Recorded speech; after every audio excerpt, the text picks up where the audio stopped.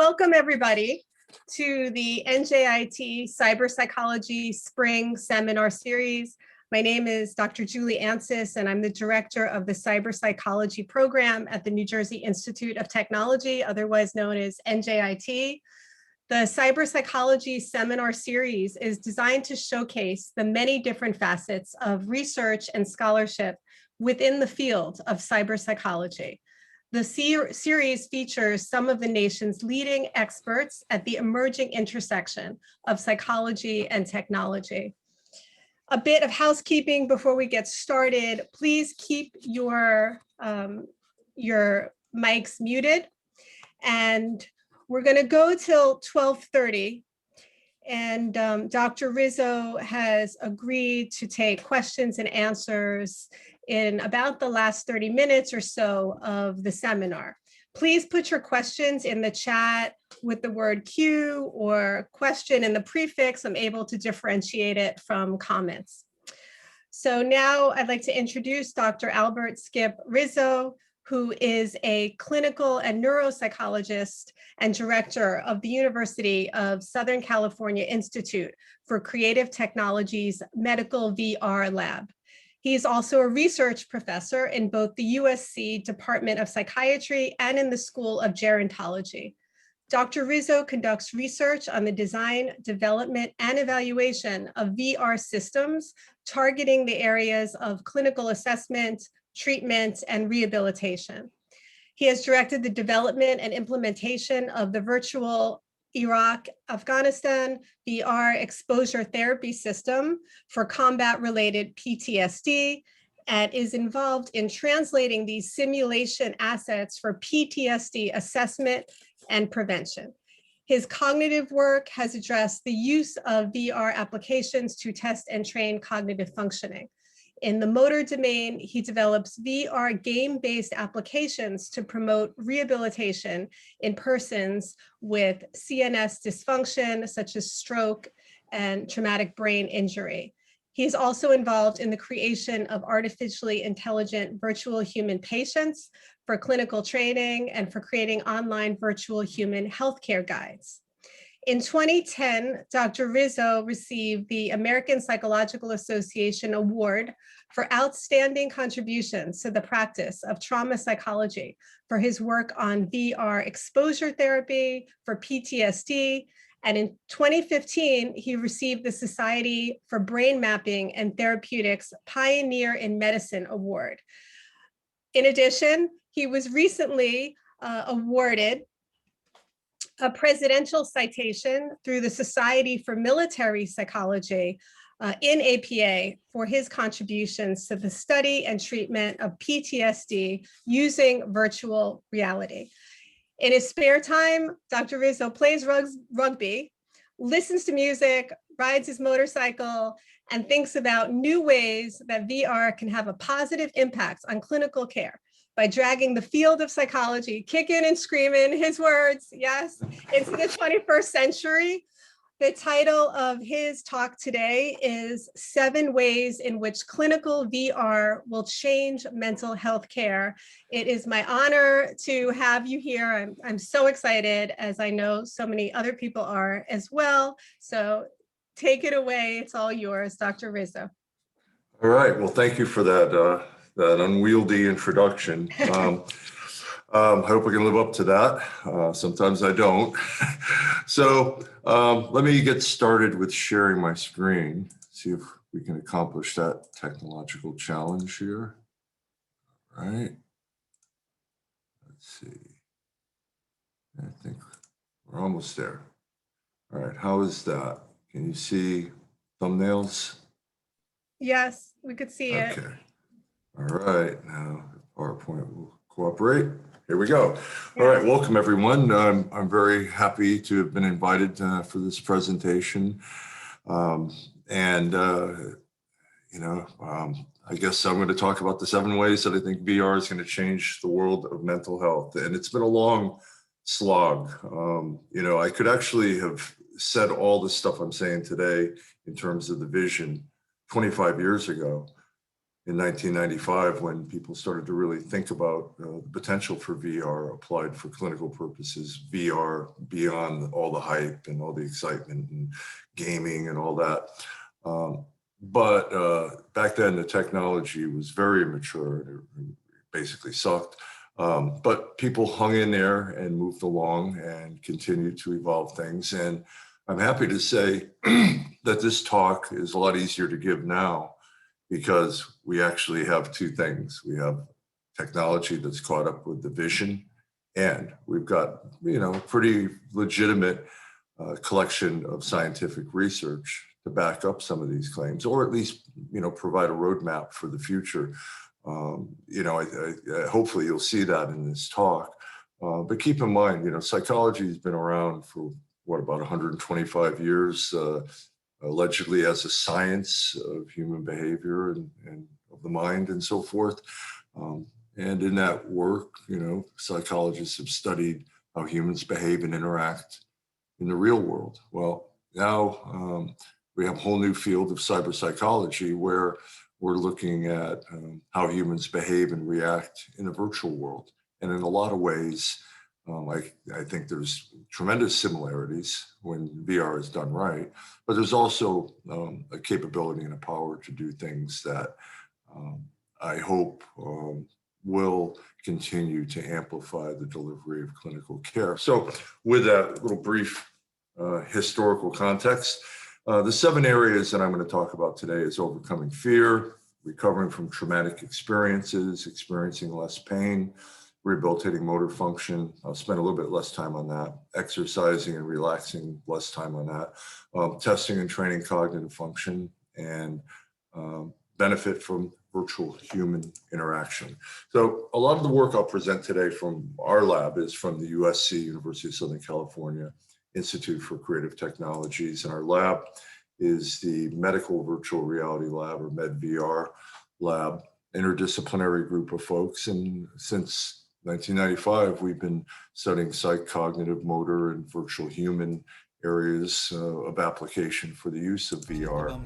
Here's an example. You'll see more of this later, but just to give you a quick teaser introduction, this is an example of a scene from a virtual reality exposure therapy and resilience training application for combat-related PTSD. You'll see more of this, so let's jump out of that. This is what it looked like back in 2008. So you can see the advances in the graphics that have taken place and many of the enabling technologies for delivering VR.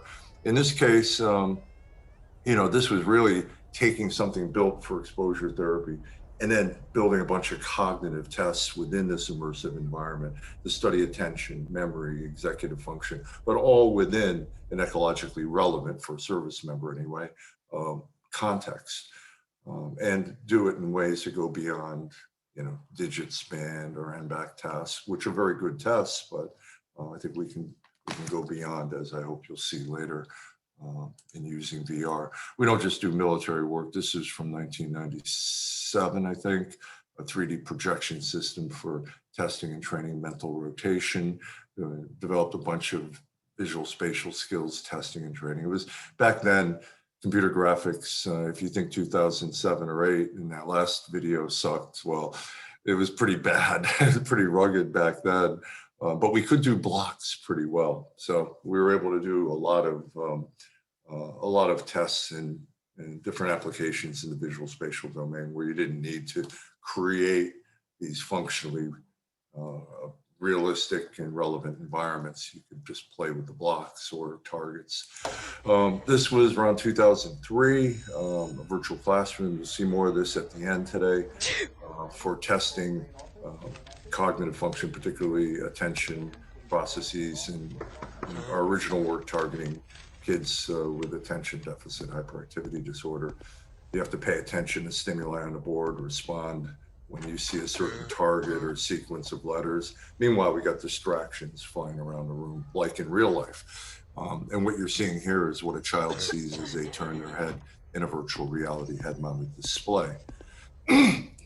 So down to the motor area, range of motion activity here using a Microsoft Kinect camera. Basically, no wires, no heavy instrumentation, just a 3D depth sensing camera that tracks the user's movement and imparts it onto the avatar, all with the goal of making very repetitive, boring, and frustrating activity of physical and occupational therapy more fun and engaging and more quantifiable, as we'll see. Taking that same technology, we worked with the Cerebral Palsy Foundation, and the ask there was simple: make it so kids with severe motor impairments who can't operate a gamepad or a keyboard could play video games like their peers. So this little girl's movement, this is the first time she ever played a video game in her life. The only movement that she had real volitional control over was picking her arm up like this. So using the Kinect, that was pretty easy for her, and pick that up, and that becomes the interface for this little girl for interacting in games. Onto the virtual human front real quick. I'll show you, I think, a 2012 instantiation of an early virtual patient developed for the School of Social Work at USC to train novice social workers interaction with veteran populations and military, masters in military social work there. So I'll let this play, and I think you'll get the general idea here. Good afternoon, Sergeant Castilla. What brings you in today? Well, my wife told me she thought I should talk to someone. She's been pretty concerned about me since a soldier suicided on base last week. Did you happen to know the soldier? Yes. He wasn't a friend, but I met the Marine once or twice. He seemed normal at the time. I guess I'm afraid I might end up like him. Do you have any plans to hurt yourself? No. It certainly crossed my mind, especially lately. I just need it all to stop. Sometimes I can't handle it. So I always like to say with that clip that this gives novice clinicians in any clinical field, talk therapy, whatever, gives novice clinicians a chance to screw up a bunch with a virtual patient before they get their hands on a live one, which might be useful for clinical training. This guy here is an online intelligent agent. I think we started building this one 2010, 12, somewhere in there.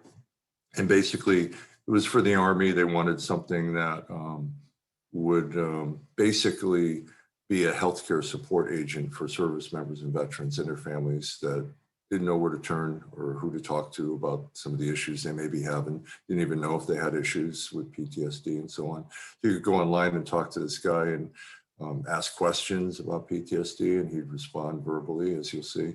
And also, he would, in return, ask you or ask the user questions that were thinly veiled screening questions in a conversational mode. And they were from different psychological screening measures, but dressed up a little bit in conversation. And once, if somebody hit a certain threshold point, where it looked like they were having some trouble, the character would respond, "Hey, it looks like you're going through some difficulties here. If you want, punch in your zip code in this little box. I'll punch up a list of providers in your area. And if you want, I can talk to you about what therapy for PTSD or substance use or TBI, whatever the topic involves." So let him introduce himself. I don't think we'll have enough time to really dig into him later, but here's a little taste. Well, I'm not a real person, if that's what you're asking, but I'm based on the personality and experiences of real soldiers and Marines. I'm still just a piece of software, but I'm getting better all the time, so hopefully I can be a helpful piece of software to talk to. Okay, so with that, what is VR? Well, from a technocentric definition, collection of enabling technologies, computing interface devices, tracking, sensory displays, all with the aim of creating simulated environments that we can help people to interact or become immersed within.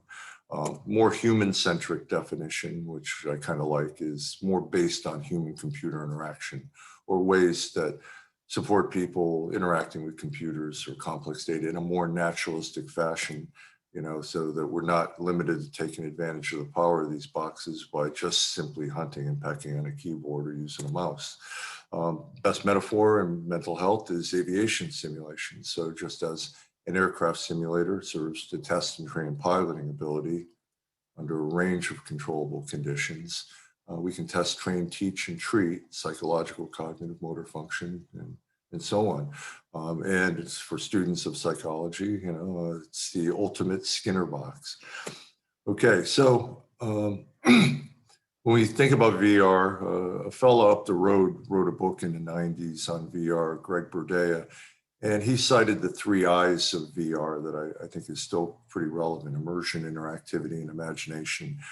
You don't need all 3 for a good app, but you typically need at least 2. So let's just talk real quick about what that involves. So immersion is really, wearing a VR headset and having it tracked in a way where, as you see with this user in an Afghan marketplace, as he turns his head and navigates around in the environment, you see behind him what he sees.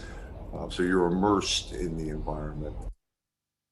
We can do that for other things like this effort towards upper extremity rehab, where there's a sensor on the front of the headset that's tracking the hand movement and immersing you and your hands in a digital environment for interaction. And we've built a whole range of games for rehab that work different physical and occupational therapy type tasks and actions, bimanual coordination, grasping, reaching range of motion, supination, pronation, and so on, but trying to do it in a game-like context. Interactivity, well, you don't always have to wear a headset or be fully immersed to take advantage of VR. So this is a video game that we translated into a balanced training activity using a precursor to Microsoft Kinect. And basically, imagine an elderly person with a safety harness on, of course, shifting her weight side to side to drive this penguin, lean forward to speed up, lean back to slow down, and a great way to work those muscles and to practice things. You could build a whole bunch of things. This was a free online open source game called Tux Racer. I think you can still play it online. But, so you can do things at a low cost that are very engaging, take advantage of a lot of effort that other people have done and integrate that into this kind of work. And as we know, fall prevention is very important in elderly populations. A lot of times the downhill slide begins when a person has a fall and breaks their hip and they're bedridden, and all the problems that happen after that. It doesn't always have to be on a giant screen to be engaging. I mean, essentially you're interacting with a virtual reality environment, but on a flat screen monitor.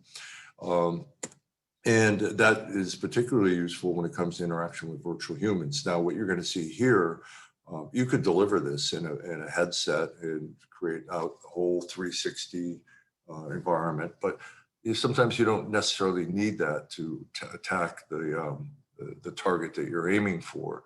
And so this was an application we worked on with the support of the Dan Marino Foundation, the former football player. And his foundation focuses on helping people on the high end of the autism spectrum become more independent. So this is a job interview training system. It's called VITA, Vocational Interview Training Agents. Multiple characters, different backdrops you can put them in, and each character can have 3 different personalities. You can have soft touch, neutral, or son of a cranky interviewer.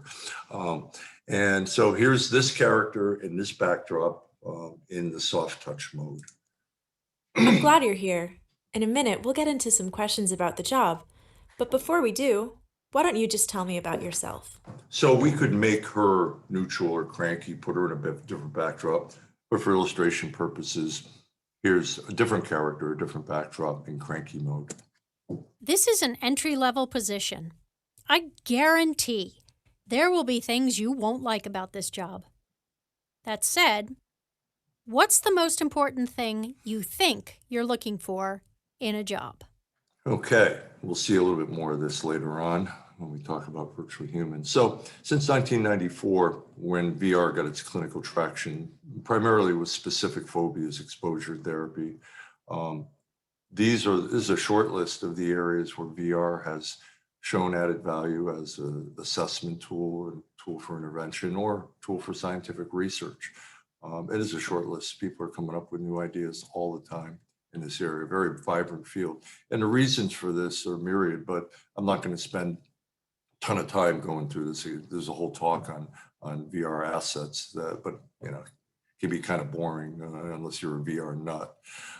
So if you are one of those, send me an email and I'll pop you back this paper we wrote with Sebastian Koenig, one of my writing partners, who's really brilliant. And it'll go into those details. But for purposes of a talk, we can distill those assets into 5 core elements that are relevant, as you'll see. With VR, we can expose, distract, motivate, measure, and engage people. So let's just, without going into a grand introduction as to each of those, let's just take it away with the application areas, and I think it'll become apparent how those 5 elements filter through a whole bunch of clinical applications. So overcoming fear. This is where VR really got its traction in the early days in the mid-90s with exposure therapy. And exposure therapy is an evidence-based approach. It's been around for many years in its traditional format to help people to confront their fears in imagination traditionally, and help them by that confrontation and no actual negative consequence occurring. They get better. You know, when we look at all this is all based on basic meat and potatoes, conditioning and learning theory. And, you know, going back to Pavlov with classical conditioning, let me back it up here. You bring food to a dog, it salivates. Now you ring a bell with no food, nothing happens. And then you ring a bell when you bring the food and the dog salivates, and eventually just ringing the bell will produce salivation. This has been studied, about 100 years now. So for fear conditioning, the same thing. You take an infant and make a loud noise, they get anxious. You give them a rat or a furry animal before conditioning, they're happy, they don't get freaked out. Then you start pairing the bang with the furry animal, and then after a while, this kid grows up in later life and has a phobia for fur coats or for pets or dogs, or whatever. Classical conditioning or instrumental conditioning in this case with little Albert, Watson's early studies in the I think 1916 or something, where this kid, a furry rabbit made him distressed. And it was one of the first ethically unsound experiments where there was never any talk about deconditioning the kid to the rabbit. So that's why I said the thing about the fur coat. So we call this, when you do it in therapy, exposing people without any negative consequence so that they can extinguish that fear response. We call it Extinction Trials. And I don't buy that it is just simply conditioning up. I get yelled at by people in the behavioral end of things. I think as people go through this process, there's a little bit of cognitive processing that goes on. Anyway, if you had claustrophobia in the 90s and you happen to be in Spain, you could go to Christine Patella's lab and she'd put you in this virtual environment, close the door on you, and gradually move the wall in on you. And they had different environments, elevators, and so on. In the United States, Barbara Rothbaum down at Emory, working with Max North and Larry Hodges, built environments like this for this kind of conditioning. And, of course, you're probably thinking, geez, that doesn't look so much like the real thing. It's too cartoonish. And that was one of the early critiques of VR, was that it would never be realistic enough to have a clinical impact. Good news was that people with anxiety disorders, specifically phobias, they're primed to react to anything that has a whiff of what they're fearful of. This was sufficient. This activated emotion in a virtual environment, even though it's not exact replica of the real world. And that was one of the first great findings in VR, that in spite of the impoverished nature of the graphic content, we could sort of dissociate areas of the brain in terms of its reaction to simulation, so that while your frontal lobes are telling you it's just a simulation, your limbic system is reacting to the perceptual array of the content as if it's a real thing. And that's what we want to do. We want to activate emotion in these types of applications so that we can maybe decondition it or foster extinction learning and so on. Somehow that slide got in there twice. Okay. So the good news is, the technology's gotten better, graphics have improved, things look a little bit more realistic, whether we need it or not. But I think for face validity and engaging people in treatment, it's better to have things look a little bit more real, like in this case where it pits your fear of heights against your love of kitty cats, as you'll see in the upper right-hand corner in this video. But people have developed a wide range. This is the area where, there's bunches of companies, there's hundreds of studies, using VR to do this kind of exposure therapy for phobias, as you see. And sometimes people actually use a real plank in this application, so you get the tactile feedback. And sometimes it's really provocative. That guy would have fallen off. Anyway, keep in mind, phobias are not normal fears to objective threats. We're not talking about being fearful of getting mugged in an alley or, it's a good fear to have not to run into traffic. But let's take, for example, fear of flying. In 2019, commercial airliners, there were 257 fatalities in the whole year. Every day, 3,700 people die in car accidents worldwide. So, we're talking about, is flying more dangerous than driving? Essentially, we'd have to have 15 planes fall out of the sky every day to match the number of people that die in car accidents. So helping people to get over those fears is important for their functioning in everyday life, whether it's flying or spiders or heights, whatever. So the science here, our group and other groups same year published a meta-analysis documenting the value of VR exposure therapy in these areas with very positive outcomes there. This was updated by a group in Europe in 2012 that continued to show VR's efficacy in this area equivalent and sometimes better, many times better than the traditional imaginal exposure. Again, updated in 2015, documenting its value for transfer of training or generalization to real world behavior. People that go through this therapy actually make gains in their everyday life. And then in 2019, the latest meta-analysis of high quality published in this special issue on VR and Journal of Anxiety Disorders.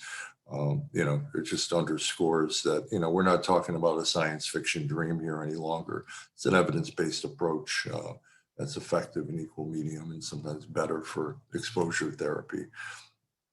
Now, taking the VR exposure approach for phobias and extending it to trauma, post-traumatic stress disorder is a significant problem. I'm sure we're all aware of it, whether it's with combat vets or currently with healthcare professionals on the front line of COVID. This is what some of that stuff looked like in the late 90s, early 2000s. Central Vietnam, motor vehicle accidents, World Trade Center, bus bombing in Israel.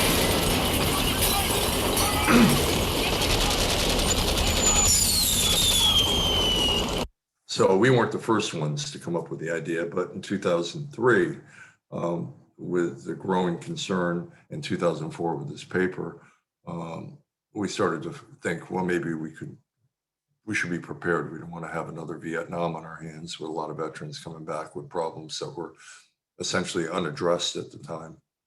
So we built a prototype and in 2004, with no funding, modified a game working with a good buddy, Gerald Pear. We had access to the art assets of a video game called Full Spectrum Warrior, and it looked like this.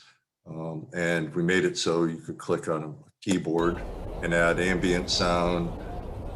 You click another button and make gunfire pop up. You could have characters run up and insurgents and bombs go off and bring in helicopters. But it was all proof of concept.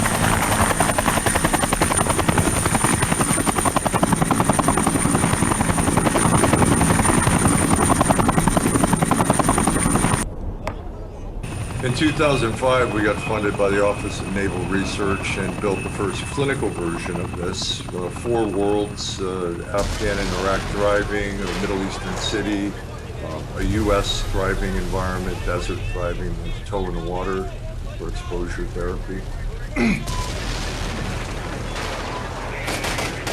And then this is where we're at today. 14 different worlds representing different contexts that someone might have had traumatic experiences. The clinician controls everything in real time from an interface. This is not a one-size-fits-all. Everything is customizable, time of day, lighting. By going through it there, it's not going through my head at night when I'm trying to sleep or when I'm with my wife, when times when I don't want it to come up and me start thinking about it. Traumatic things are not normal. You cannot handle the things that you've seen and done. And this is a tool that has helped me out tremendously. Reliving the worst moments of his life has helped him to move on with his life. I'm probably about 80% of who I was before I left, but I think that's pretty good after seeing and doing the things that we've done. So, one thing to keep in mind here, this is, as I mentioned earlier, not a one-size-fits-all, and it's not a self-help tool. This is a tool that, and it's a tool. The technology doesn't fix anyone. It's a tool in the hands of a well-trained clinician who knows how to implement exposure therapy with the aim to help a patient to confront and reprocess difficult emotional memories relevant to the trauma, not avoid them in a safe clinical setting.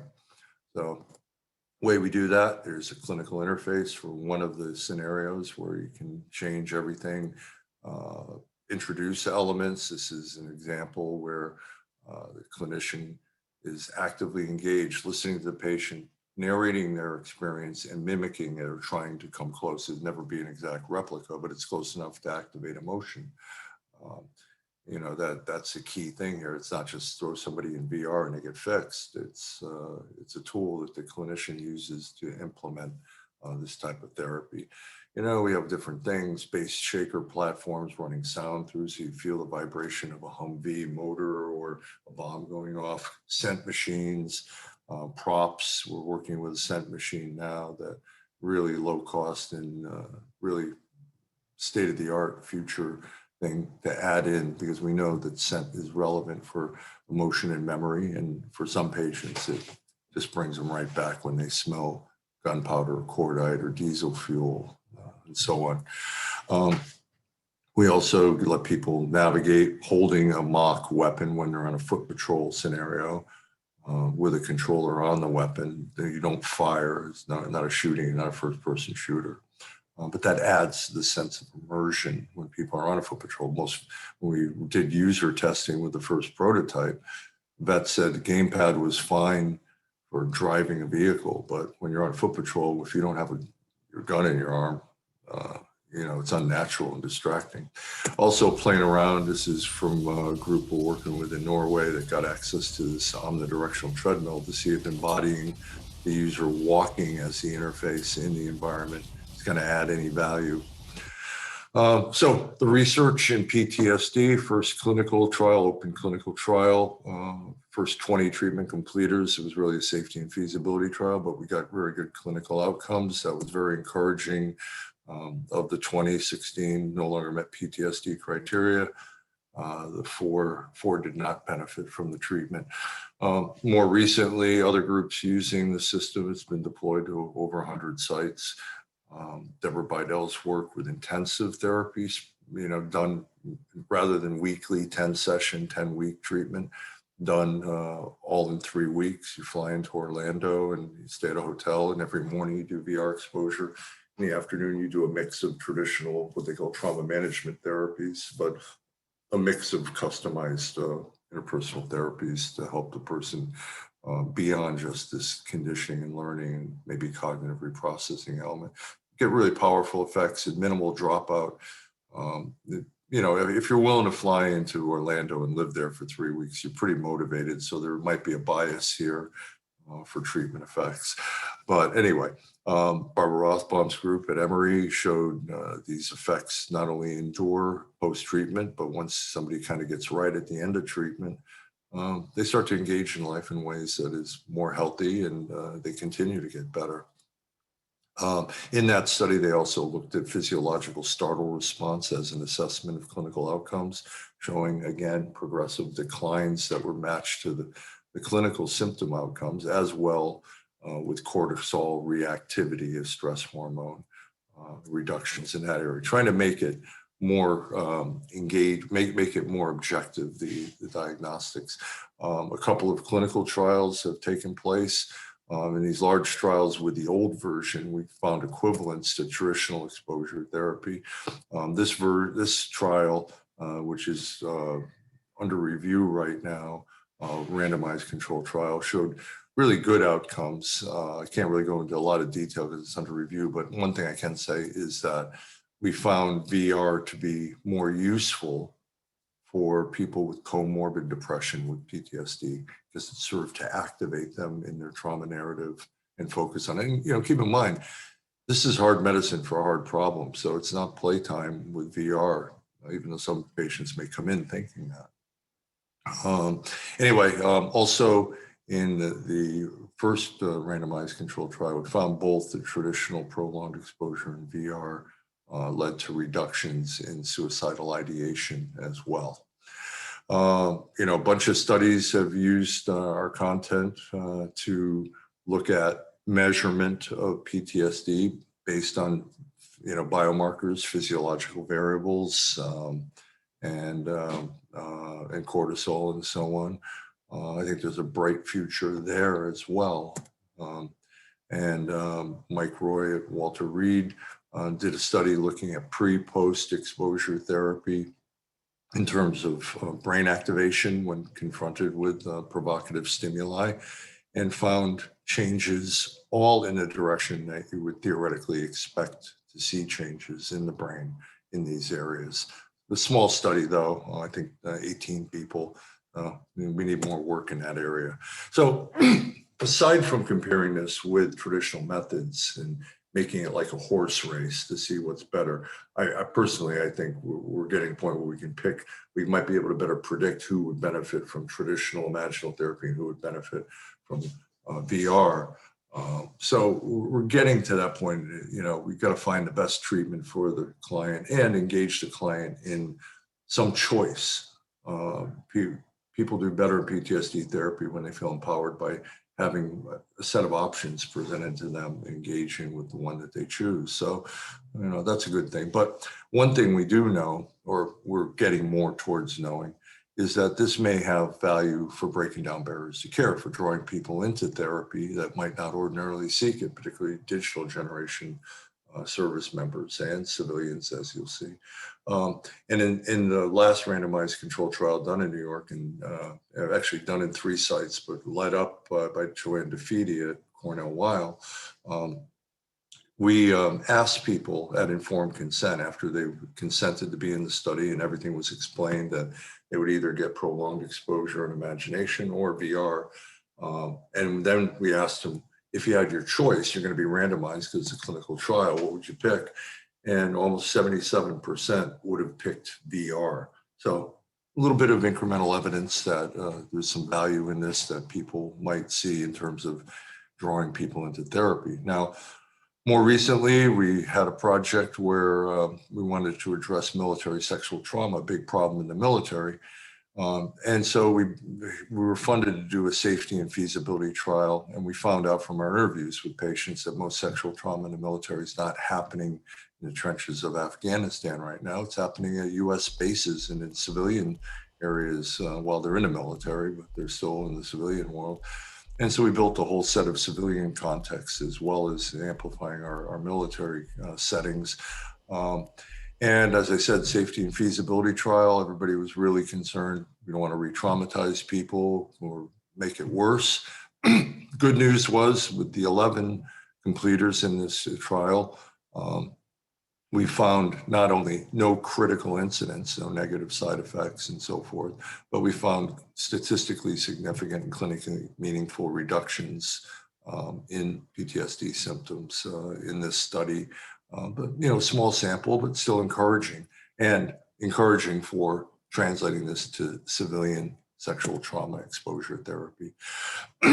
And that leads me to my next section, which I'm going to try to fly through real quick.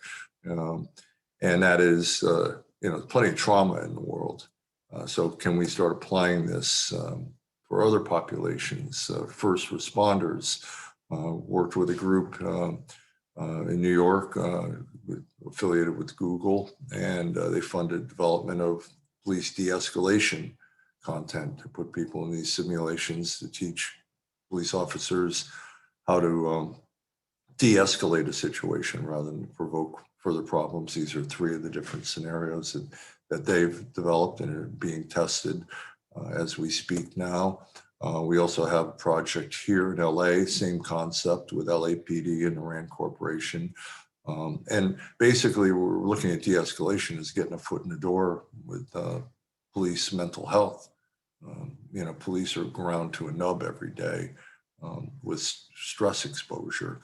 I think a lot of the problems we see in policing comes from the chronic exposure to stress, that they may not have full-blown PTSD, but they've got a couple of the symptoms for sub-threshold PTSD, maybe emotional numbing, maybe hypervigilance, hyperarousal, you know, maybe some implicit bias tossed in there. But that's a toxic combination for pulling the trigger or putting a knee on a neck. So we want to get in the door by doing this kind of training, but move forward. Sorry about that. I have a little bug in my throat here. To better address the types of stress that first responders experience. So another area, suicide with doctors. Doctors have the highest suicide rate of any profession pre-COVID. As well, other healthcare professionals like nurses. The data is quite frightening compared to the civilian population, particularly with female nurses. You know, we just see the stats being 1.5 to almost 2 times the rate of the civilian sector. Add COVID into the mix, and already the studies are showing amplified depression, anxiety, insomnia, distress, PTSD. 714 COVID survivors in China, when released from the hospital, did the PTSD checklist. 96 met PCL criteria for PTSD. Doesn't mean they have PTSD. That's usually not diagnosed until there's enduring impact of these types of symptoms over time. But it's really a measure of the immediate stress following, you know, getting through COVID. Military suicides in 2020 went up 20%, 30% in the Army specifically.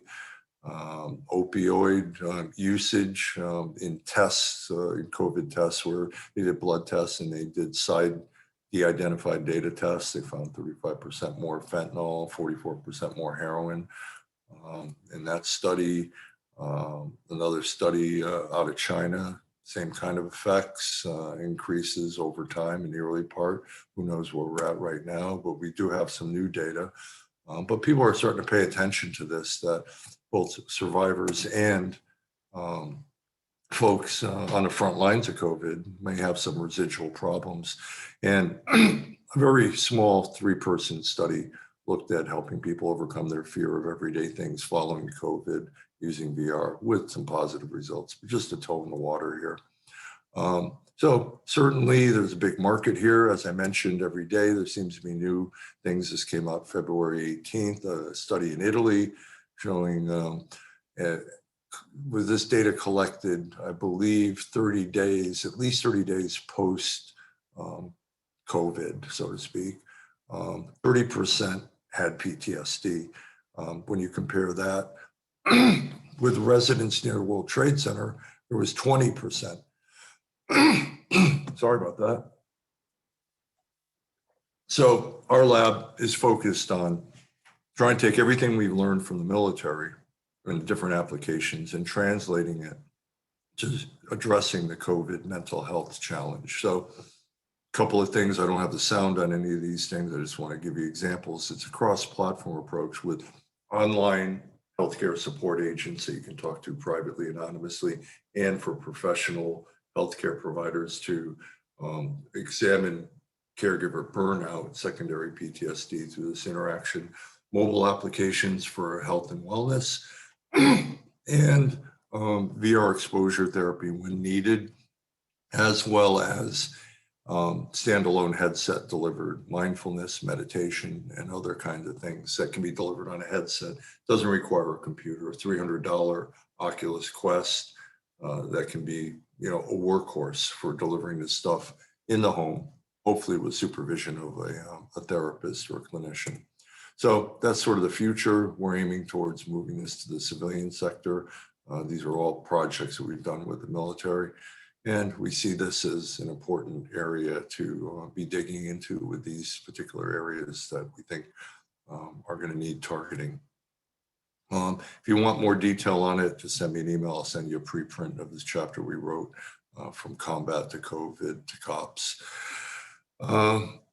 Okay, finally, we're on number 3 now. We've got a few more to go, but help people experience less pain.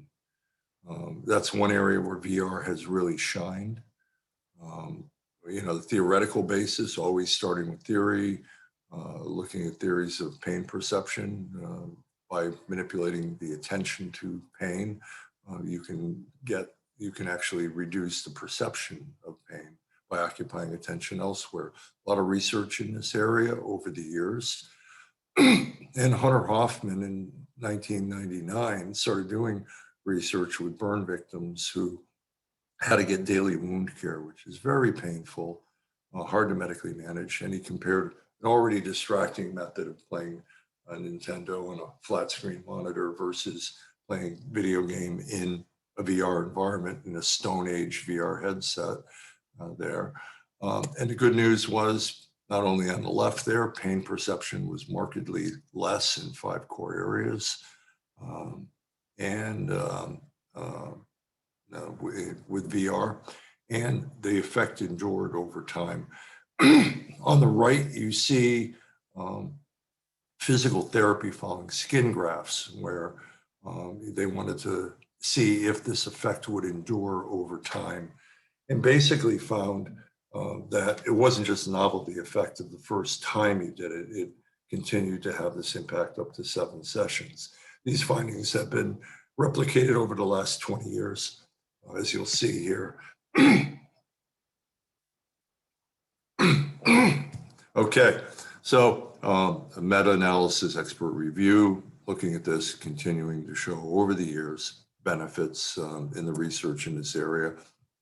Also, when experimentally induced pain is delivered to the foot of a user in an fMRI magnet, with VR, without VR, you see dramatic reductions in the 5 core areas of the brain that are thought to underlie pain perception when using VR. There's the good news is with these standalone type headsets that are very low cost, you can download and use many of these free and low cost scenarios. So you don't need a nurse or care provider to need to wheel in a tethered PC enabled headset into a hospital room. You can pull out a headset out of their back pocket, literally, and give it to a client and give them options for different games. Now, there are many games that exist designed specifically for different types of pain management. Snow World up on the right there for burn pain. You have the imagery of the opposite of burns, but a whole variety of things that are available. What about younger clients? Well, this has become quite a popular area for a wide variety of folks, and the findings are pretty much similar. In this case, pediatric burns, the same kind of findings with children as with adults, with significant decreases in pain perception. This for dental care. I have listed here, it was a counterbalanced study. And so basically VR outperformed the control group, the standard of care for pain ratings and state anxiety as well in this area. And another study on that topic where the dentists even preferred having the kids in VR, particularly with kids with special needs.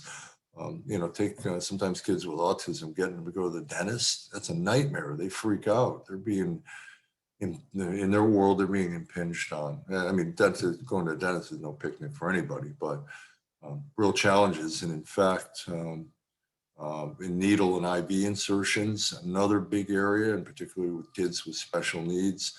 The research, some of which we've been involved in, seem to show positive outcomes. This is a child of a friend that I love. I let them borrow one of my standalone headsets. The kid has autism, and he has to go in for regular blood draws and freaks out every time. First time he was actually able to go in and not freak. He was playing with dolphins, virtual dolphins in the virtual world. So what are these I'm going to patients? skip over the chronic pain. Just take my word for it. There are methodologies now being applied to teach things in VR that may be transferred for reducing chronic pain. You can't wear a VR headset 24/7. But generally, what we're looking at here is a positive literature showing the advantages of using VR for a wide range of reasons, but as a way to be a useful tool for pain management. One other area is not necessarily pain management, but discomfort reduction. So Sue Snyder at Duke University way back in the early days did this kind of work with people undergoing chemotherapy. This is virtual reality. Today, 27-year-old breast cancer patient Cindy Worthing will solve a mystery on the Titanic during her treatment. No passengers. That means you. Or... Okay, so you see the primitive nature of the content there, but the good news was that everybody loved it. Out of 182 folks, they didn't have any negative experiences. They all wanted to do it and regularly use it. And a time compression effect was found, where if you ask people how long they were in the chemo infusion, which is, not a fun thing to go through, that they said much less time than the actual time, as you'll see here. They asked me at the end of after the treatment, how long they thought I was on doing the virtual reality, and I said, about 20 minutes, and really it had been an hour. But this couldn't believe it when it was finished, because I didn't get to complete the game, even. So as well, I like to cite the original work, but then now where we are today, research showing, in randomized controlled trials here where dramatic improvements in the experience. And this is a new nonprofit group I just found last night and touching up my talk, very limited data at this point, but a nonprofit that's supporting making this stuff available for kids going through chemo and cancer. So we've got a lot of positive here. Looking forward to seeing that move forward. If you want more, send me an email and I'll pop you this chapter from Hunter Hoffman in our recent collected edition. And moving on, number 4. Oh boy. Okay, I'll talk faster to try to get through some of this. Maybe I'll skip over a little bit, but rehabilitating brain and spinal cord injury. Again, looking at the theory behind this, we know there are core elements. I'm not going to read through these, but these are core criteria for good rehab tasks. And it turns out that VR game technology, or just VR technology, meets all these criteria for creating great rehabilitation activities. We also know that attention, novelty, and reward drive neurotransmitter systems in the brain that are theorized to underlie neuroplasticity. Well, attention, novelty, and reward are also elements of well-designed games. So I think, there's an intuitive case to be made to make boring, repetitive, sometimes demeaning tasks following a stroke or a TBI, playing with Fisher-Price toys, which you still have to do. I mean, this stuff, it's just what it is. But can we make some of this more fun and engaging, maybe even deliver it in the home, like with some of the applications I mentioned earlier, with this hand-tracked device here in VR. So I really see this as the future of promoting rehab for more trials in the home. The problem with rehab in these areas, people don't do enough of it. You don't get enough in 1 hour a week with a therapist. You got to really work it out. And we got involved in this around 2001, 2, somewhere in there. This is one of our first stroke patients. I like to include this just to put a human flavor to it. I feel like I'm in on the cutting edge. And that is very exciting. Okay, so some work up the road from you guys and at NJIT, Alma Marion's group in 2019, using robotic devices as part of the interaction in upper extremity rehab, making game-like content with functional content as well. And their results were very positive, as you see in these metrics here. You know, Judy Deutsch worked with them as well and is continuing to do great research over the years. That work has evolved. You know, a number of randomized controlled trials have shown benefits. Some of our work, as you've seen before, you know, has been expanded and extended across the different centers. And 2016 meta-analysis made the claim of equivalence. In 2017, they said more effective. You know, I don't know, again, if it's a horse race. There are some people, I think you're doing the same thing. You're delivering a process for rehab that involves repetitive practice trials, doing the things that you can't do so well, which is very frustrating. If you can make it a little bit more pleasurable or engaging, or giving people immediate feedback on even little bits of performance improvement, maybe they'll do more of it and get more benefit. So, you know, I'm not going to dog traditional rehab. It's very important, but I think we can amplify and extend it. As you know, in this more recent meta-analysis where they say it appears to be a useful tool in these areas. And there's also a lot of companies that are popping up all over the place producing this kind of content. This is a very interesting device that is all using a standalone headset with different sensors and trying to make it more usable and user-friendly and quantifiable. I mean, a lot of times a patient can't tell if they're really improving and they get frustrated and discontinue their rehab, but they are making little gains that they don't see, but we can track that stuff and feed it back to users. So that may motivate, and you've seen this too many times. Anyway, now the Oculus Quest, a standalone headset, has the capability of tracking, and a number of headsets have this capability of tracking hand movement. Not quite where we want to go, we want to be in terms of precision. I think our device works a little better than that. But it's moving in that direction. Real quick, number 5, I only got 2 images here for this. We can use VR to promote exercise by engaging users in fun content, and we can promote relaxation. So let's take a look at one of the classic rehab, or not rehab, but VR exercise games. Beat Saber. This is a fun game to play. If you could translate it into a rehab activity, you're there. This thing is a riot. Anyway, welcome to Magic Horizons. Breathe and relax. Perhaps for chronic pain, here teaching mindfulness, meditation, things that carry over to the real world. Relaxation experience. A lot of companies delivering that. Anyway, I'm going to jump ahead. Test and train cognitive function. So, you know, cognitive assessment and rehab has been around a long time, and it's similar to, you know, physical therapy and occupational therapy. It's hard to motivate people. This is the area I worked clinically before getting mixed up with this VR stuff in the 90s. So I worked 10 years in a brain injury rehab center, and really it was about how do you motivate people? How do you engage them? These are folks that, due to the nature of their head trauma, sometimes they're lacking motivation, they're impulsive, a lot of factors here. So that's what drove me into VR.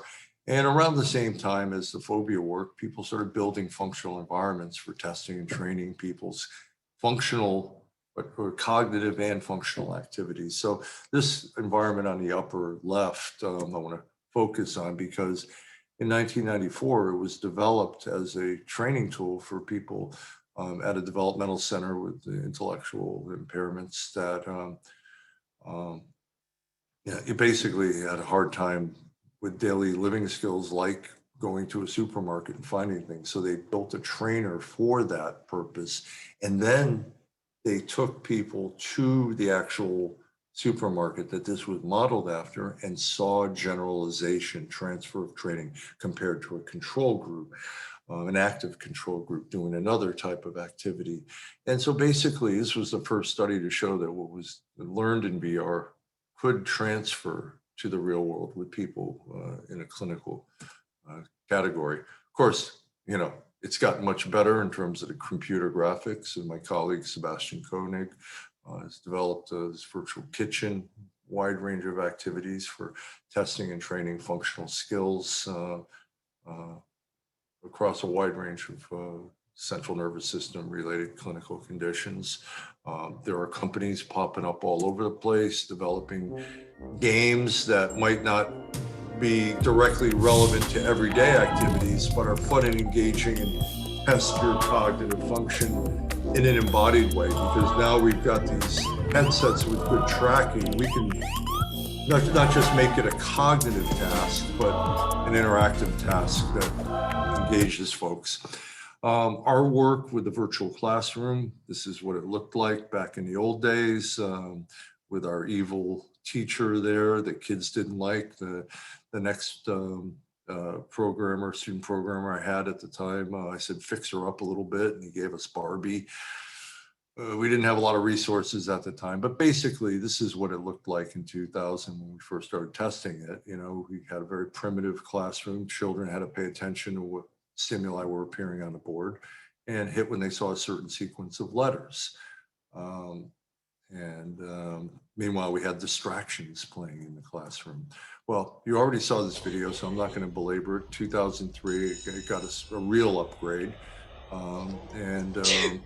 From this particular application, one of the early studies showed when you tested kids with attention deficit in a 10-minute trial in the classroom, in this case with distraction versus a neurotypical sample, you see, really significant differences in missed targets, hitting when there was no target, reaction time, and reaction time variability across the 10-minute trial.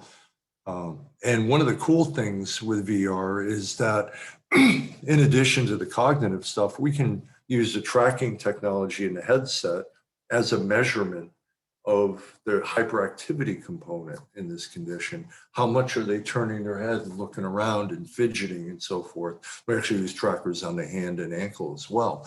But this is head tracking data across a 10-minute trial. So basically the indwelling technology needed to deliver VR and update the graphics as you move around in real time is a measurement tool. So that red line you're seeing is a randomly selected ADHD kid, and it's his head movement over the course of a 10-minute trial. And you see they're not doing too bad in the beginning, but as they move on through the test, they get more distractible. If you look closely, you'll see a green line in there, and that's a randomly selected neurotypical for comparison purposes.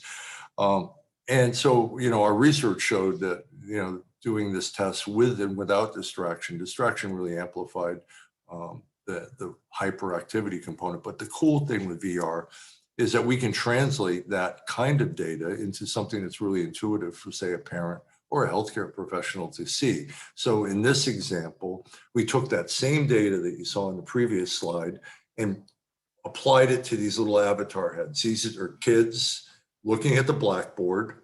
And now they're up to 54 seconds into the trial. You notice the neurotypical kid looks away. The ADHD kid looks away but gets back on task. This is that same data. Now we're jumping to 5 minutes, so we don't have a lot of time here. Neurotypical will look away but get right back on task, whereas the ADHD kid, once they get distracted, they become almost derailed, trying to get them to come back to the task, and they repeatedly look around more in spite of the fact of the repetitive nature of the distractions. Now we have what we call in the lab the exorcist clip. Again, this is actual head movement from the headset. And now the kid's going to see a paper airplane fly around in front of him, catch his attention there. Now he's going to look up at the ceiling, and, you know, really an intuitive way to express the behavioral challenges that these kids face. I'm getting near the end here, so hang with me. We can take that data, of course, and quantify it. We know how much does a child look out the window and miss a target versus looking straight on at the board and missing a target. Two fundamentally different errors that you don't get with traditional assessment methods. Distractibility, loss of focus, part of the whole core differential diagnosis of, you know, the different types of ADHD, inattentive, hyperactive, or mixed type. So important area. A lot of research has been done with the 2003 tool, and I'm happy to say that now I'm working with a company that did this trial in Taiwan with this particular version of the classroom, and we're looking to expand this work into the United States with these kind of graphics and so forth. Okay, we're on number 7. I'll fly through this. I won't go through all the virtual human things, but I'm going to show a punchline based on the virtual patient stuff. First off, we know that people relate to virtual humans in ways that can be beneficial, even if they are primitive. So 1999 development and research showing that even those impoverished characters serve the purpose of doing exposure therapy to reduce panic disorder and agoraphobia. That was equivalent to using actor props, you know, real people in this type of exposure. Stefan Bouchard updated all this and made it a little bit better in 2017, showing, you know, not only was VR as good, but it was even better than the in vivo exposure, where you have to basically hire or get your students to play the role of exposure props in this stuff. And it's very time consuming, very hard to manage. Anyway, I think you get the point there, and I'm going to beat it into the ground. But that paper came out in 2017. The autism work with job interview training, which I don't want to call it exposure therapy, but there is an anxiety component that we address here, as well as a skill training activity. And I want to have one of our users talk about her experience at the Marino Foundation. It's a good program, and it teaches you how to do an interview, and it teaches you how to be in an interview situation with another person. And did you see your performance improve? Did you get better? I get better every single time I do it. I get better. And this is data from one of the studies with this, showing vocational counselors face-to-face rated interviews, and then the first effort at VITA, vocational interview training agents, then the second, the third, the fourth, and then face-to-face interview ratings by vocational counselors in mock interviews, you know, showing positive gains. More recently, we've been playing with augmented reality, where this user is wearing glasses you see through, and she's talking to the empty chair, and still experimental. This technology is not ready for mass distribution yet. Another group in Texas, who I admire greatly, has developed a really wide, as I mentioned, you can do this in immersive VR, and they've developed these systems for training people on the autism spectrum in a wide range of social interaction skills. They started off using Second Life online, where the clinicians actually occupy and drive these avatars and do systematic training of social skills with the user there. And in very early work, they showed actual brain changes, brain activation changes in areas associated with social understanding with repeated practice in these environments. They've expanded their sample and published a study, I think this was 2018, you know, amplifying these effects and showing the actual changes in social skill. And this is where Here they at are the Brain now. Performance Institute at the Center for Brain Health, we're using virtual technology to help individuals learn social skills. Charisma is a name that we've given to our software program combined with the clinical application. It really is a platform that allows people to practice social skills in a safe environment and practice them in the virtual world, but the skills that they learn transfer into the real world. We found that Charisma is a great tool for increasing social vibrancy, and part of why it's such a great tool is this virtual reality environment creates a safe place for people to explore different ways to interact socially, and they become more creative, more confident, and more enthusiastic about social engagement. So I'm really impressed with what they've developed and how they've implemented it. And I got to see a talk last week that one of the principals did on the project, and basically, they're showing good data with this, and it's a good experiential learning tool with this population. It's low threat and I think very helpful. Anyway, I expect good things out of that group to continue. Okay, final thing here, virtual patients. Well, actor patients, live actor patients are commonly employed in medical schools for training. But there's not enough. You don't have kid actors playing pediatric roles. They're often not such good actors, whatever. So can we use virtual actors? Now, since around 2007, we've been doing a bit of this work, as you saw earlier, which I'm not going to replay. I'm going to skip over this. I'll just show a little bit of this, but this was our first. Hello, my name is Dr. Davis. Our first virtual patient.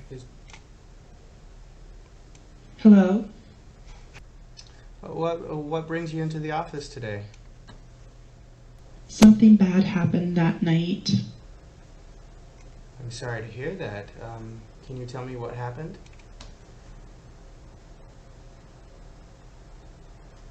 I was in the car with Eddie and he stopped the car and wanted me to kiss him, but when I tried to stop him, he threatened me with a knife. Okay, so we don't have time to go through all that, but basically our first test case with medical students, they loved it and they started engaging once they got credible responses from the virtual patient, in spite of the impoverished nature of the computer graphics and the animations. That we found that they engaged with these patients. At a bare minimum, they ask the same questions that they ask live actor patients. So got a positive response. We went on, we got some funding, and 10 years later, we have a virtual patient toolkit with my partner and a real driver on this work now, Brett Talbot. And basically, just like the Vita application, we can have a range of characters. We can put them in different contexts. We've constructed a large library of characters that can be employed here. You can author these characters for whatever the clinical diagnostic interview situation you want. And you can inflate each character to 3 different weight classes if that's relevant. And basically, we're trying to make clinical training, and particularly in the medical field, to go beyond the see one, do one, teach one model to more objective capabilities for training. All right, this is a study that we just published for training. Hey, how's it going? Psychologists at the VA at Puget Sound. How to do motivational interviews. I'm good. Look, this is my wife's idea. A lot of features here that prompt users, help them practice. No offense to you, but heck no, I wouldn't be here. Okay. I'm just doing this for her. I don't have a lot of time to go through all the details, but we just published this in JAMA Network Open, a randomized control trial showing that at the VA, traditional training and then follow-up review, an online training course and a follow-up review of equivalent time versus traditional training and virtual patient training led to the virtual patient training having better outcomes on actual standardized actor-patient mock interviews that were rated by motivational interviewing experts. And that effect endured. And one of the interesting findings was that even the group that was in the control group, when they did a self-efficacy scale about their capabilities in this area, they rated themselves as high as the group that actually was better. So a lot of times people take a 2-day course or a 2-hour course, and all of a sudden they're certified in some area and they think they're an expert. Well, unless you really do this training and work with patients in a supervised way, clients, maybe that's not necessarily the case. So I think this kind of simulated training is going to be the future of clinical training, not just in medicine, but in mental health and rehab. Okay, I'm going to skip this. Okay, so just to review, I'm sorry, my slides are acting up on me. These are the areas we've managed to get through. And, you know, I mentioned expose, distract, motivate, measure, and engage. I think I hope that you see how the stuff that I reviewed fit these categories. And this work's theoretically informed. Most good VR operates initially from something we know, a known process in the real world, and tends to amplify, extend, automatize, quantify, do all these things, hopefully better than the traditional method or as a supplement. We've got good scientific support, the largest scientific literature of any VR use cases in mental health. It's evolved, even though it started very much with primitive technology. Technology's caught up with the vision. We have low cost, high fidelity technology, a passionate development community. If you go to a clinical VR conference, you just see people that are just like, they're in, you know, they really want to make a difference. And with that, let me see if I'm at, no, I have to, let me back up here to jump to the end here. Oh, damn, I screwed up. I'm sorry, I had the wrong jump thing. Let me just scroll my slides to the very end here.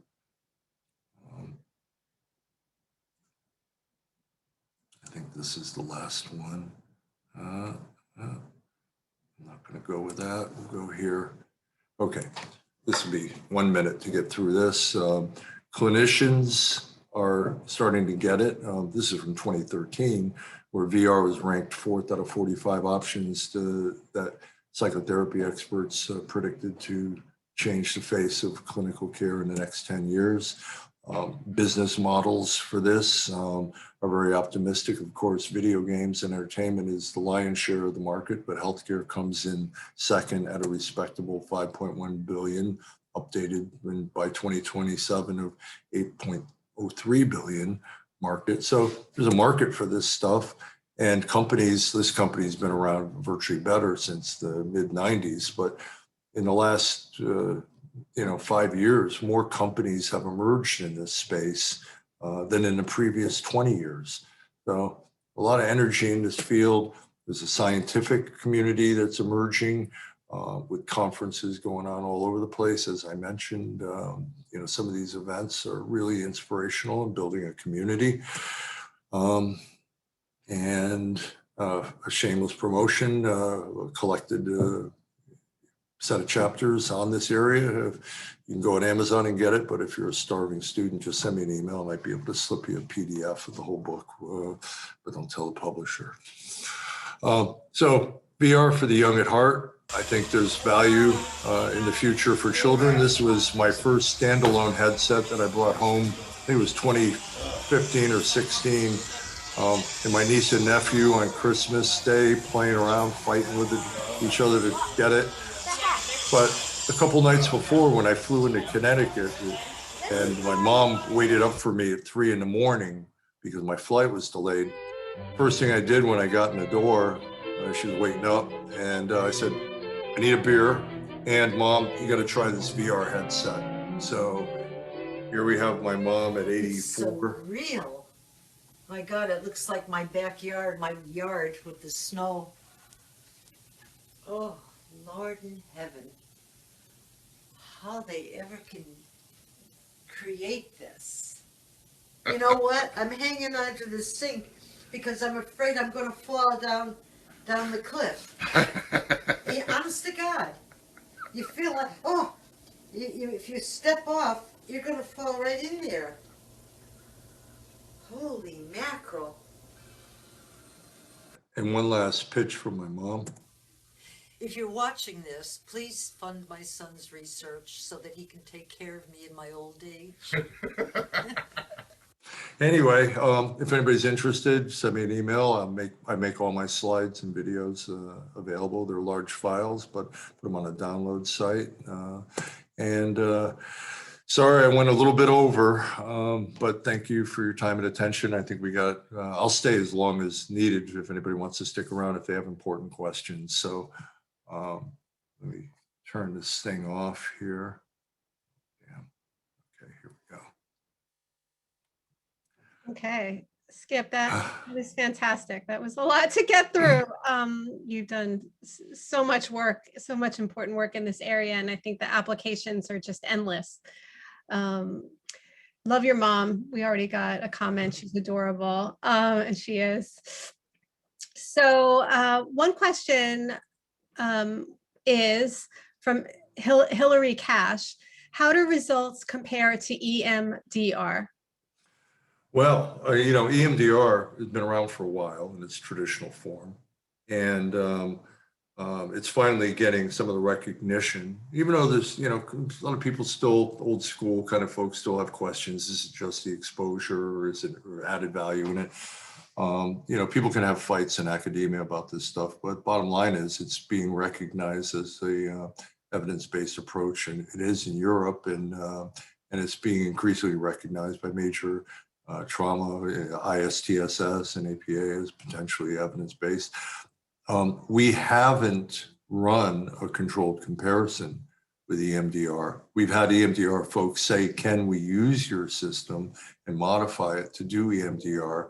But there hasn't been the funding to do that. But it's certainly something we're open to.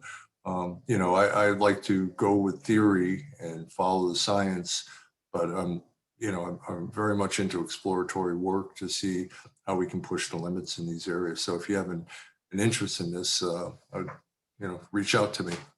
Okay. And then there's another question from Lata Sanpal, building on this last question about hypnotherapy, how this compares to hypnotherapy, if you have any info on that. You know, the science really in the beginning always seems to focus on doing these horse race randomized controlled trials. That's the only way that you can get the continued funding to build these things out and get credibility. And those randomized controlled trials have always been focused on delivering exposure therapy or with a control group that's care as usual. And because we are delivering an exposure therapy application, you know, that was the first step. Now that I think, you know, we've documented that, you know, it's at a minimum at least as good as the best evidence-based approach for treating trauma. And I don't think it's the only approach. I think exposure is one part of a bigger puzzle for complex PTSD, of which all these other areas should be brought into to bear to really address the needs of a client. But we don't have the studies to compare it with, like hypnotherapy. These studies are very expensive to run. I would love to do it, and if there's a hungry grad student that wants a doctoral dissertation and has the resources to do it, we're all in.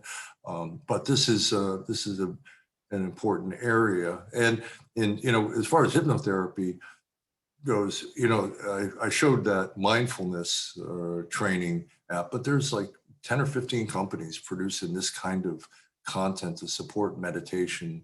And there's a guy that just built one that supports eyes open meditation, which you have to do in VR. We put people in these environments. So can we amplify these effects in VR? And can we run a trial comparing it with the traditional methods?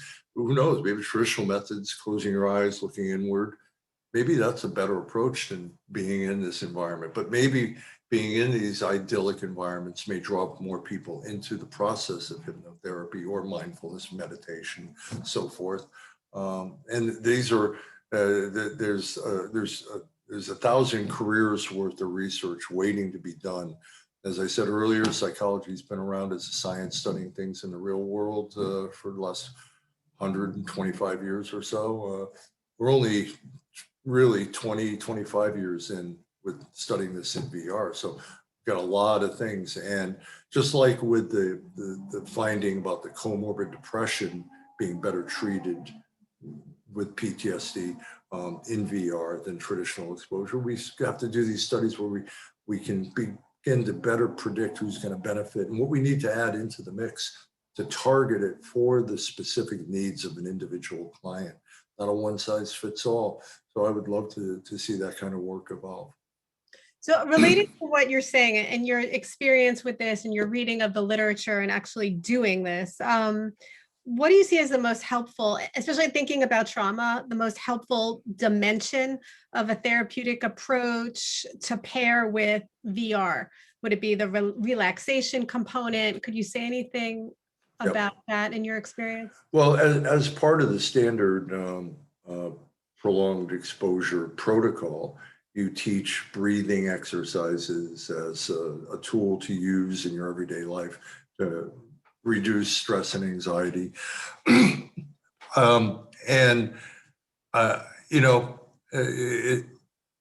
think that we need to do more work in this area, but the thing I can point to that has some real science is the trauma management therapy work with Deborah Bidell down at in Orlando that I mentioned earlier, where they're not just using VR, they're using VR and in the afternoon a customized to the user collection of different strategies that might involve tactical breathing, it may involve mindfulness, it may involve relaxation. Problem that we've had prior to VR was that there were certain political drivers by people in the exposure area that they published controlled studies saying you don't need anything other than exposure, that adding relaxation doesn't matter. We proved it in this controlled study. You got to follow the science, but I don't think that's the case, particularly, well, at least with combat PTSD that I can speak with some authority. These folks have more problems than just the neurologically driven impairment of PTSD and fostering extinction learning. I think certainly giving patients options and empowering them to engage with these options, giving them choice, building therapeutic alliance, social support, all these things matter. What I can say as a hard-nosed scientist is that a lot of those things on their own are not evidence-based, so you don't want to lead someone down the road of, saying this is going to work when there's no evidence that in and of itself it's going to work. Certainly it can be folded into a multi-component treatment approach and add value. But, it's a very complex problem. And a lot of times people with PTSD, they've had adverse childhood experiences that add to the mix so that you're not just dealing with the combat related stuff, you're dealing with everything that went on in their life before. The data also shows, I think I mentioned this, that patients, when they feel empowered to make a choice, they do better. So let's empower clients. Let's use the best tools. VR is one of them.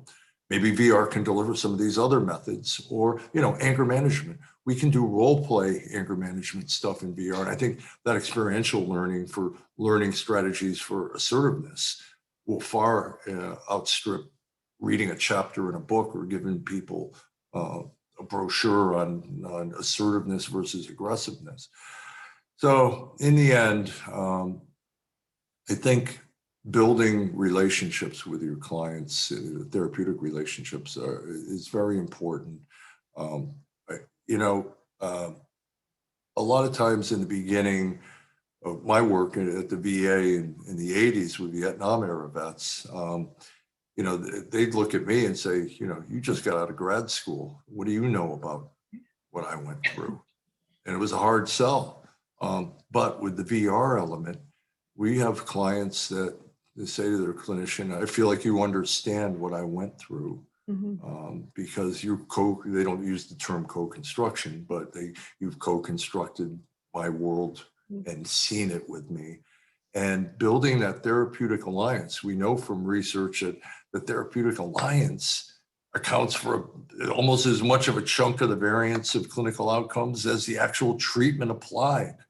So how do we use these things as tools to expose, distract, motivate, measure, and engage people in things? Yes.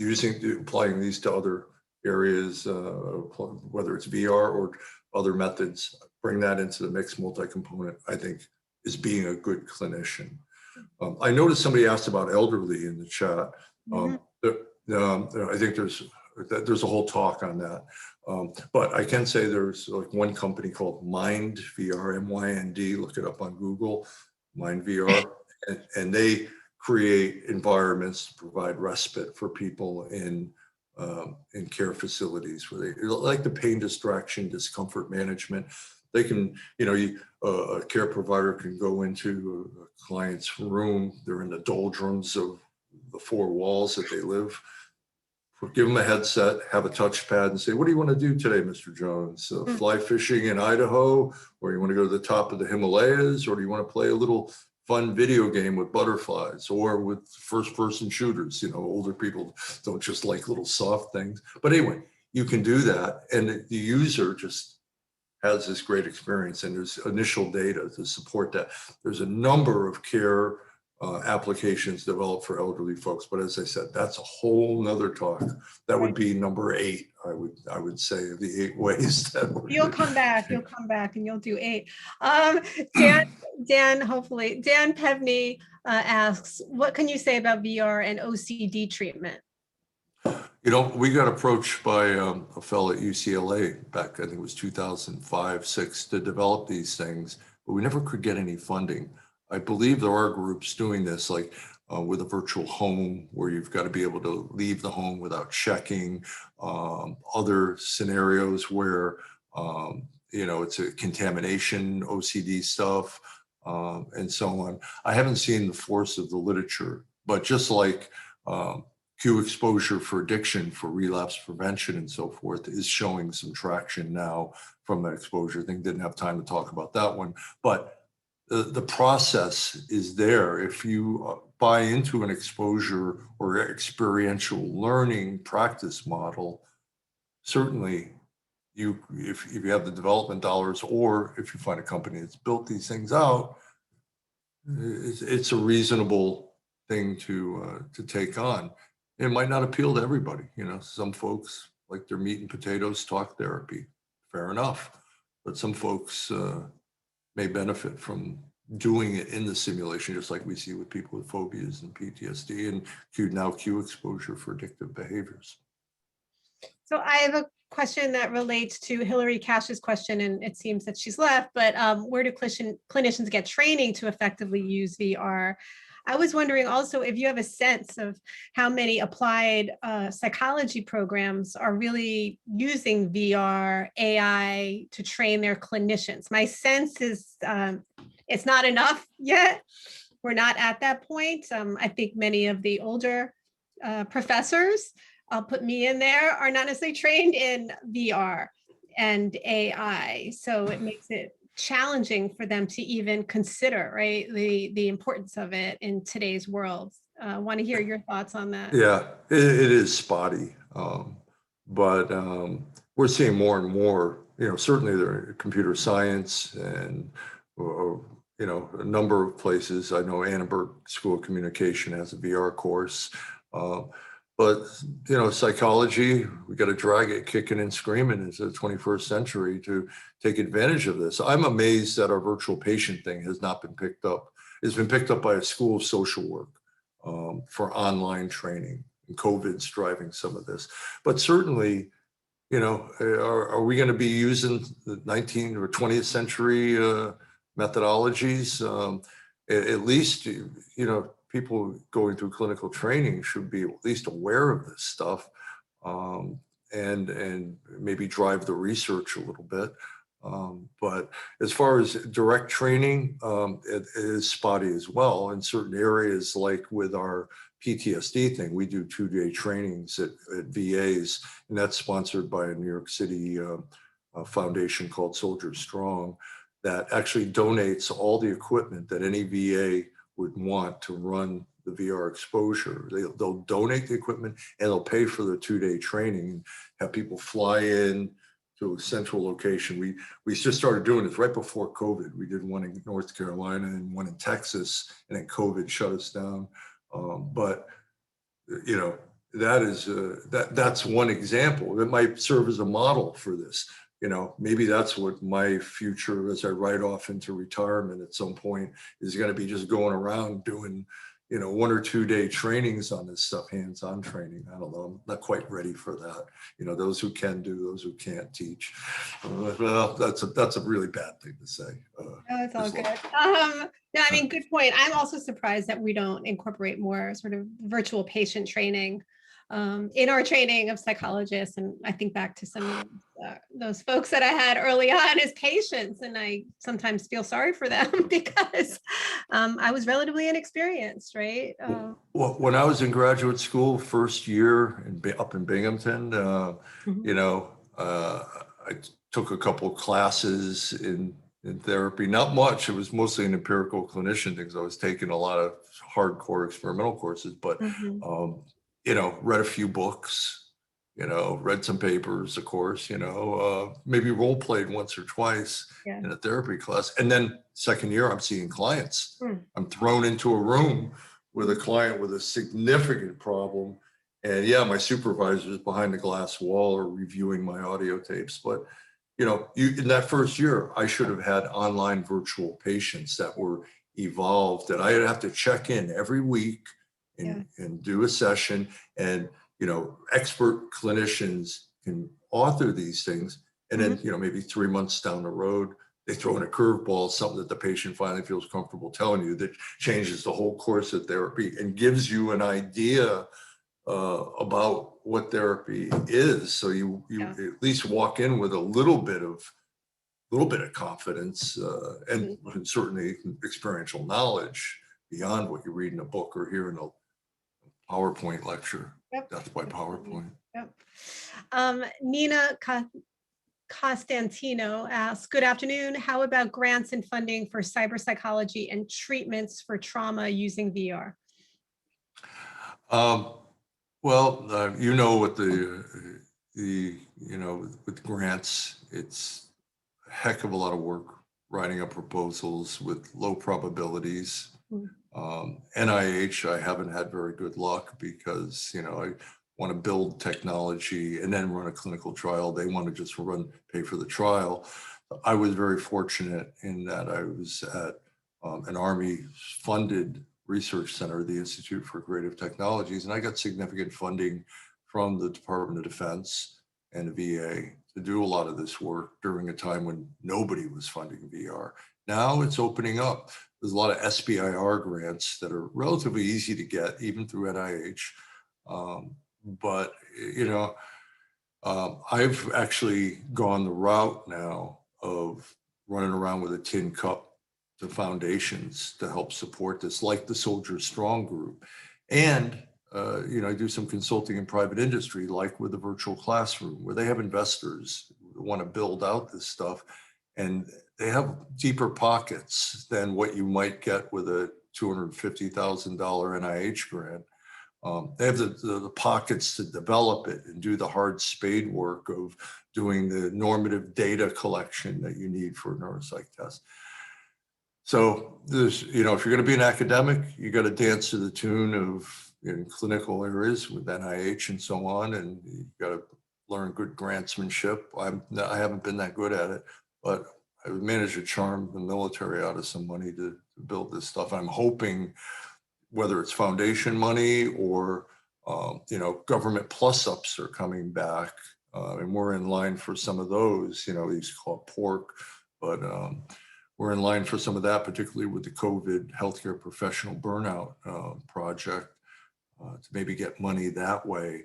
But this is the problem. Once you've got three tasks in this area. You got to have money to build the technology, to build the system, to pay this interdisciplinary team. You got to have money to run a good clinical trial, which is just as expensive as the tech development. Doing things on the back of graduate students and doing dissertations, you can go so far, but you hit a wall in terms of the level of science that you need to get credibility in this area. And so those are two hard jobs. Your third job is finding the damn money and spending hours and hours, typically on weekends, away from your family, writing grant proposals. So I'm looking for a Bill Gates or Jeff Bezos or somebody to say, Skip, we want we want to make your life better and improve humanity. Here's a boatload of money. Bezos' ex-wife, maybe she's looking for places to fund, so that could be be good. Yeah. Contact Gates Foundation. So I think we're gonna have to end because we're over time here, and folks are asking if you could put your email, please, in the chat. Let me do that right now. When I contact you.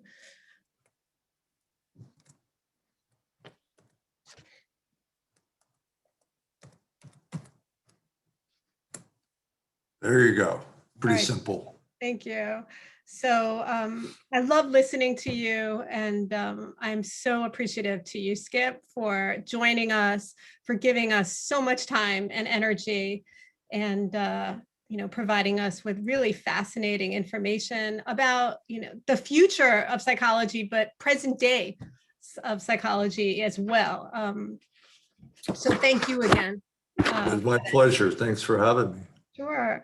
And sorry, my voice was going there. It's all right. I'm having similar lately. It's that time. So I could relate, but you did great. I hope that was tea in the cup and not coffee. Coffee tends to aggravate that. I'll try the tea next time. So please, everybody, if you will join us for the next seminar, we're going to have Dr. Anastasia Kozyreva from the Max Planck Institute for Human Development, and she's going to be talking about confronting digital challenges with cognitive tools. So that should be quite interesting as well. Thanks everybody for hanging on. And again, Skip, thank you so much. Appreciate it. Send me a link to that next talk and put me on the mailing list, because that'll be a good talk. Okay. Yeah, we have to get you in the audience, and then as a speaker. I hope you come back again. All right. So thanks very much, everybody. Thank you, Skip. Bye now. Bye-bye.